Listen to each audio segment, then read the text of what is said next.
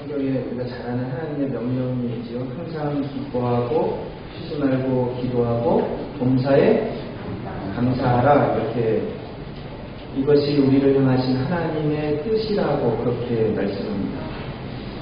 특별히 오늘 본문 15절 말씀에도 보면 너희는 또한 감사하는 자가 되라. 이 명령입니다. 16절 말씀에도 보면요, 감사하는 마음으로 하나님을 찬양하라. 17절 말씀에도요, 하나님 아버지께 감사하라. 그러니까 오늘 본문은 중심 말씀이 다른 거 아닙니다. 매 절마다 등장하는 단어가 있어요. 여러분 반복하는 거 이거는 중요한 겁니다. 그게 뭐예요? 감사합니다. 그래서 오늘 말씀은 중심 말씀은 다른 거 아닙니다. 감사하라. 감사하는 자가 되라. 이 명령입니다. 그런데 우리 삶에서 감사하는 것이 그렇게 쉽지는 않습니다. 사실은 감사를 잃어버린 시대를 살고 있고 감사를 잃어버린 사람들로 그렇게 살고 있습니다. 사도 바울이요 예언을 했어요. 어떤 예언을 했냐면 마지막 시대의 모습이 어떻게 될까, 말세의 모습이 어떤가 그걸 예언했습니다. 성경 보면 말세의 모습이 뭐 어떻게 될까 우리 많이 들어서 알고 있죠. 뭐 지진도 있고 뭐 많은 얘기 있는데 오늘 본문에도 나와요. 마지막 시대 말세의 예언인데 디모데후서 3장 1절 2절 말씀을 보면요, 오늘 본문에 디모데후서 3장 1절 2절 한번 찾아볼까요? 디모데후서 3장 1절 2절 말씀을 같이 한번 보겠습니다.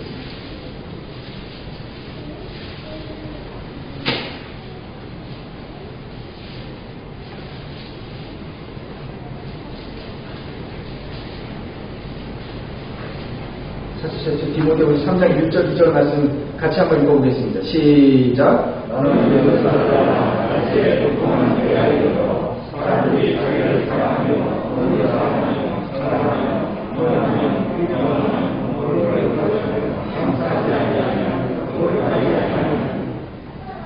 사도 바울이 이야기하는 말세 때의 징조가 있습니다. 8가지가 여기 나와요. 그렇죠? 말세 때에 어떤 현상들이 일어나는가? 자기를 사랑하며 돈을 사랑하며 자랑하며 교만하며 비방하며 부모를 거역하며 감사하지 아니하며 거룩하지 아니하며. 사실 지금 모습 아닌가요? 여러분? 말세 징조를 이야기하면서 그렇게 얘기합니다. 자기를 사랑한다. 자기를 사랑한다는 말, 사실 지금 이 시대를 가리켜서 개인주의 또는 이기주의, 아니 극도의 이기주의라고 얘기합니다. 사실 개인주의와 이기주의는 다른 거예요. 여러분, 개인주의라는 말은 개인이 자신의 해야 될 일, 책임을 확실하게 하는 겁니다. 하면서 각각에 대해서 인정해 주는 이게 개인주의입니다. 이기주의는 다릅니다. 책임은 지지 않아요. 귀찮은 일, 힘든 일, 고통스러운 일 책임지지 않으면서 자신의 욕심만을 내세우는 것, 권리만을 주장하는 것, 이거는 이기주의입니다. 요즘 스마트라는 단어를 우리가 많이 사용을 합니다. 원래 스마트라는 단어의 뜻이 뭔지 아세요? 똑똑하다, 영민하다, 현명하다 뭐 이런 뜻입니다. 그런데 스마트라는 말이 얼마나 많이, 지금은 뭐예요? 전화기에도 스마트라는 단어를 붙이지 않는 거죠. 스마트폰 그러잖아요. 다 가지고 계시죠? 여러분, 사람들이 함께 있는 모습을 한번 보세요. 같이 있을 때, 다른 사람들과 함께 있을 때는 사실은 하지 말아야 될 게 있어요. 들여다보면 안 됩니다. 이게 상식이고 예의고, 둘셋 마주보고 있는 상황에서 각자가 스마트폰을 들여다보는 것은요, 상대가 누구든지 상관없어요. 그 사람을 소외시키겠다 이런 마음입니다. 그러니까 입장을 바꿔서 생각해보면 나는 이렇게 앉아있는데 저 사람이 스마트를 보고 있으면 난 어때요? 소외되는 겁니다. 소외되는 거. 원래 전화기라는 것은 다른 사람과 사람을 이어주기 위해서 만든 것이 전화기입니다. 그런데 요즘 보면 오히려 이 스마트폰 때문에 가까운 사람과 사이가 어떻게 돼요? 단절돼 갑니다. 나만 있어요. 같이 있는데도 불구하고 나만, 이게 이기주의입니다. 자기만을 사랑하는 그런 때가 돼요. 코로나 때문에 참 많이 걱정하죠. 아이들이 집에 계속 있습니다. 그러다 보니까 얼마나 힘든지 몰라요. 아이들이 얼마나 지루하고 힘들고, 그러니까 부모들이요 요즘 고민에 빠졌대요. 제가 들어보니까 이 아이들이 힘들고, 어린아이들이 힘든데 이거를 조금 견디기 위해서 뭘 주면 된다고 생각하냐. 뭘 줍니까? 스마트폰을 준다는 거예요. 스마트폰. 근데 그렇게 얘기하는 거예요. 다 알아요. 주면 좋아요? 안 좋아요? 안 좋아요. 그런데도 불구하고 어쩔 수 없이 준다, 이렇게. 저도 말씀을 준비하면서 나도 좀 끊어야 되겠다 이렇게 생각해요.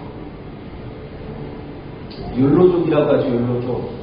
트렌드라고 하는데, 나만 즐거우면 된다, 나만 잘 살면 된다, 자기를 사랑합니다, 자기 감정만 중요하게 생각합니다. 여러분, 이게 말세의 모습입니다. 말세의 모습. 돈을 사랑하며 자랑하며 교만하며 비방하며 부모를 거역하며, 마지막 시대의 모습, 감사하지 아니하며 거룩하지 아니하며. 이게요 말세의 특징입니다. 뒤돌아보면 지금이 바로 말세예요. 지금. 여러분, 말세 성도들은요 하나님 은혜 가운데 살아가면서도 감사하지 않는 겁니다. 이게 특징입니다. 그런데 오늘 하나님이 말씀합니다. 본문에서 너희는 감사하는 자가 되라, 이렇게 말씀합니다. 여러분, 이거 잘 들어요. 너희는 감사하는 자가 되라. 하나님께 속한 여러분은 감사한 자가 되시길 주님의 이름으로 축원합니다. 누가 감사하는 삶을 살 수 있을까? 어떤 사람이 감사할 수 있는가? 오늘 말씀에 보면 몇 가지 아주 중요한 특징들이 나와요. 우리 한번 15절 말씀 한번 읽어볼까요? 15절 한번 같이 우리가 한번, 저 뒤에 찬양이 크니까 집중해서 읽어야 됩니다. 15절 한번 읽겠습니다. 시작.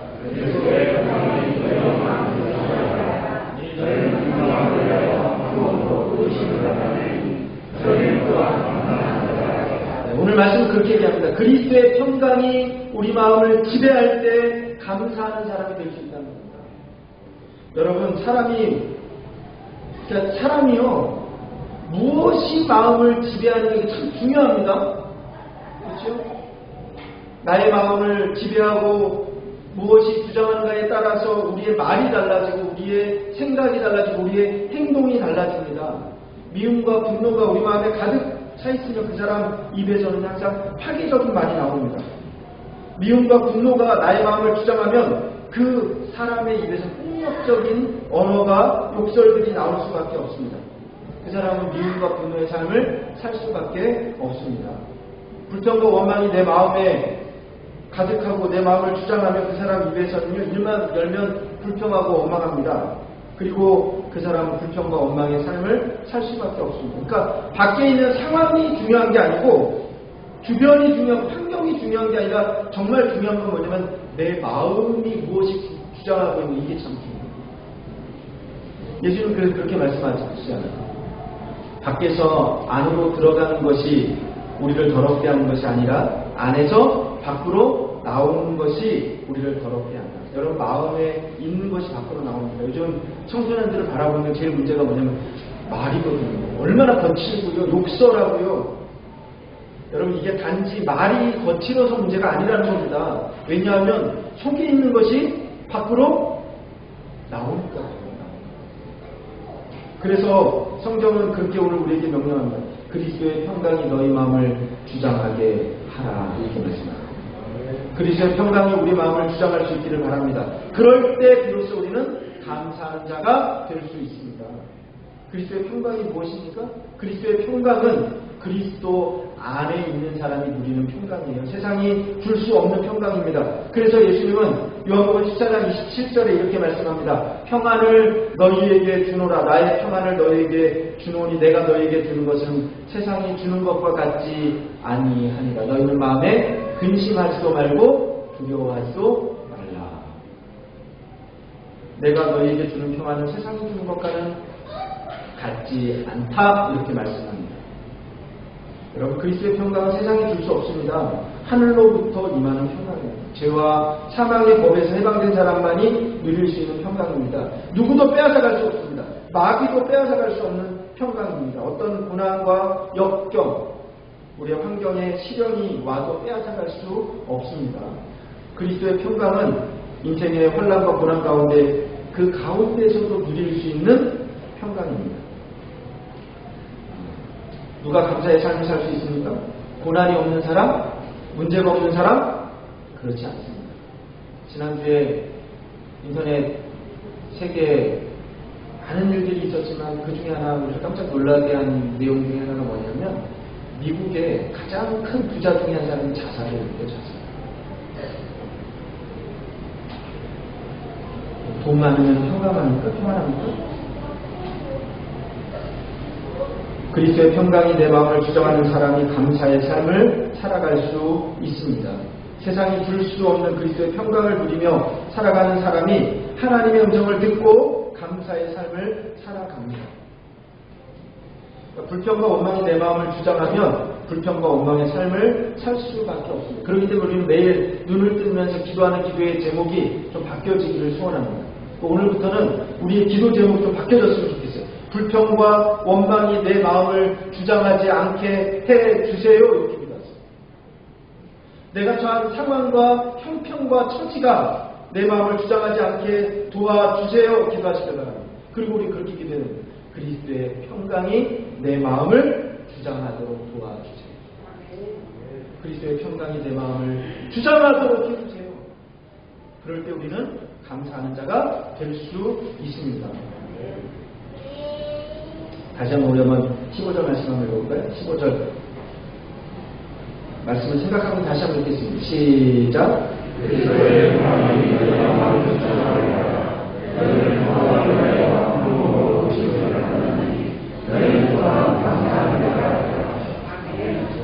그리스도의 평강이 우리를 주장할 때 우리는 감사하는 자가 될 수 있습니다. 두 번째, 또 우리가 어떻게 감사하는 사람이 될 수 있는가? 16절 말씀에 보면 그렇게 말씀합니다. 그리스도의 말씀이 너희 마음에 풍성하게 거할 때 우리는 감사할 수 있다는 겁니다. 그럼 16절 말씀 한번 볼까요? 16절 한번 읽겠습니다. 시작. 그리스도의 말씀이 너희 속에 풍성하게 거하여 모든 주제로 진짜를 지며 겸손하고 지혜와 찬송과 성령의 노래를 부르며 감사하는 마음으로 하나님을 찬송하고. 그리스도의 말씀이 우리 마음에 풍성하게 거할 때 이것도 한 단계 더 나가는 거예요. 감사하는 마음으로 하나님을 찬양하고, 여러분 감사하는게 반드시 표현되어야 됩니다. 그래서 오늘 본문에 보면 감사하라 끝나는 게 아니고 거기서 뭐라 하면 감사하는 마음으로 뭐 하라고요? 찬양하라고요. 찬양. 오늘 우리 찬양했잖아요. 6분이 얼마나 귀한지 모르겠습니다. 어제도 제가 주일 준비하면서 궁금하더라고요. 언제까지 이분들이 찬양할까? 계속할까? 아니면 끝났나? 부목사님한테 물었어요. 전화해서. 어떻게 요번에도 하신대요? 그랬더니 답변이 그렇게 왔어요. 다른 사람이 안 할 때까지 계속 하겠습니다. 이렇게 왔어요. 할렐루야. 감사하는 사람들은요, 뭐 해야 돼요? 찬양하는 겁니다. 그래서 우리는 감사를 입술로, 행동으로, 물질로 표현하는 겁니다. 입술로 감사합니다. 행동으로 감사합니다. 또 물질로도 감사하잖아요. 1년에 이스라엘은 적어도 3차례 이상은 하나님 앞에 꼭 나와야 됐어요. 그 사람이 어디 살든지 간에 예루살렘 성전까지 올라가야 됩니다. 그래서 우리가 성경 읽어보면 성전에 올라가는 노래가 얼마나 많아요. 그렇죠? 성전에 올라가는 노래는 다 감사 찬양이에요. 감사절기, 감사. 다음 주가 사실은 절기상으로는요, 우리 한국교회 절기상으로는 맥주감사주일입니다.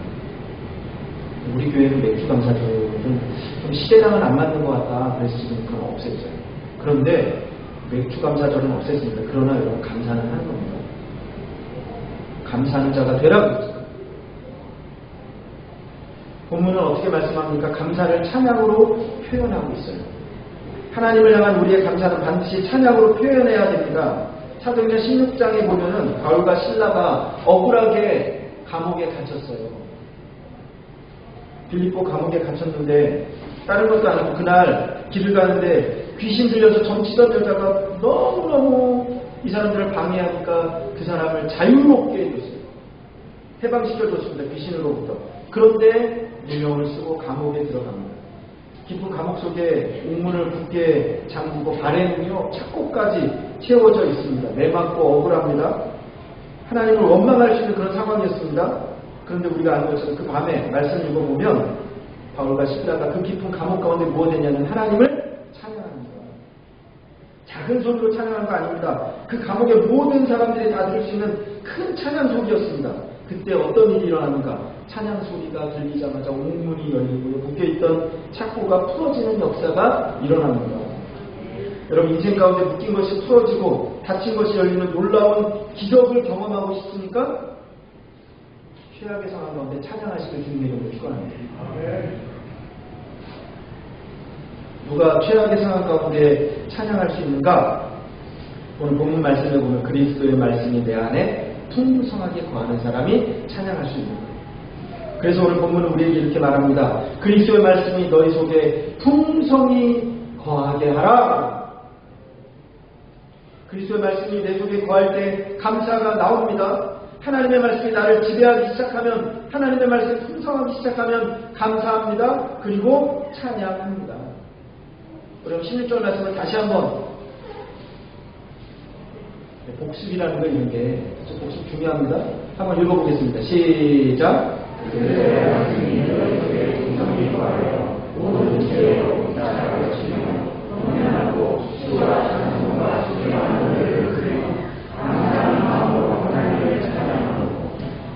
오늘부터 여러분 하나님의 말씀 앞으로 다시 한번 돌아오시길 바랍니다. 말씀 회복되시길 바랍니다. 코로나 때문에 하여튼 안 되는 게 너무너무 많아, 그렇죠? 근데 그러다 보니까 말씀도 안 됐고 회복하시길 바랍니다. 할렐루야? 회복하시길 바랍니다. 아무도 아멘은 안 해요. 지금 회복을 하겠다는 건지 안 하겠다는 건지, 어떤 사람이 감사할 수 있는가? 세 번째로요, 오늘 말씀에 보면 그렇게 얘기합니다. 그리스도를 힘 있는 자. 17절 한번 볼까요? 17절 같이 읽겠습니다. 시작.